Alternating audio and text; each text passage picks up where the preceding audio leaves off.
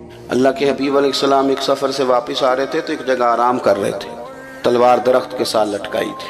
ایک شخص آ گیا، اس نے وہ تلوار حضور کی اتار لی، صحابہ ادباً دور دور لیٹے ہوئے، اس نے وہ لٹکی ہوئی تلوار حضور کی اتار لی اور اتار کے محبوب پر تان دی تلوار۔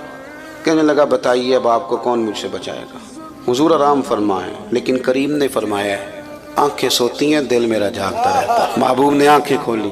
اب میں تقریر کر رہا ہوں نا تو آپ سن رہے ہیں، تو یہ بڑا سادہ سا کام ہے، آسان سا کہہ دینا سن لینا، لیکن اگر کوئی بندہ آ جائے اچانک اور ایسے پستول کر دے چاہے خالی ہو تو جو حال ہوتا ہے وہ آپ غور کر لیں کس طرح کا ہوتا ہے۔ لیکن وہ جو کیفیت ہوتی ہے نا، مطلب ہاتھ پورا موبائل کی طرف بھی نہیں جاتا بندے کا، وہ کہتا ہے کہ کوئی پتہ نہیں اب کیا بننے لگا ہے۔ یہ مفت کا خوف ہے، اور یہ بڑے کم لوگ ہوتے ہیں جو نڈار ہوتے ہیں، دعویٰ سارے کرتے ہیں، لیکن حضور ہمیں کس طرح کا نظریہ دے رہے ہیں۔ میں بڑی اہم بات آپ جوانوں کو سمجھانا چاہ رہا ہوں، خدا را نکل آؤ یار۔ اب تو کچی کچی باتیں سن کے نا، وہ کہتے ہیں نا یہ بھی پیر صاحب آئے ہیں تو یہ جناب فلاں مسئلہ اڑ گیا، فلاں مسئلہ اڑ گیا جی، میں نے تو بڑے بڑے لوگوں کو دکھایا جی مجھے، بلکہ اب تو لوگ یہ بھی کہتے ہیں یہ تسی بھی کوئی استخارہ کر کے دسو۔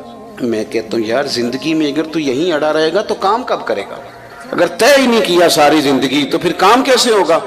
اس نے وہ تلوار نکال لی، حضور پہ تان کے کہتا ہے بتائیے آپ کو کون بچائے گا؟ حضور لیٹیں، کوئی پریشانی نہیں، آزمائش نہیں۔ جب اس نے دوبارہ پوچھا تو حضور مسکرائے، یہاں مسکرانا کمال ہے، اور مسکرا کے فرمایا مجھے میرا رب بچائے گا، مجھے میرا اللہ بچائے گا۔ یہ لفظ نکلے تو اس کے تو ہاتھ کانپنے لگے، تلوار گر گئی، حضور نے اٹھا لی، فرمایا لو بھائی مجھے تو اللہ نے بچا لیا ہے، اب تم بتاؤ تمہیں کون بچائے گا؟ اب وہ بولا، عرض کرنے لگا محبوب میں نے سنا ہے آپ بڑے ہی معاف کر دینے والے ہیں۔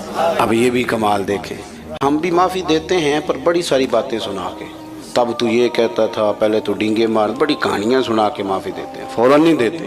اس نے کہا بڑے ہی معاف کرنے والے ہیں تو محبوب نے اگلا جملہ ہی نہیں کہا، فرمایا جا پھر میں نے تجھے معاف کیا۔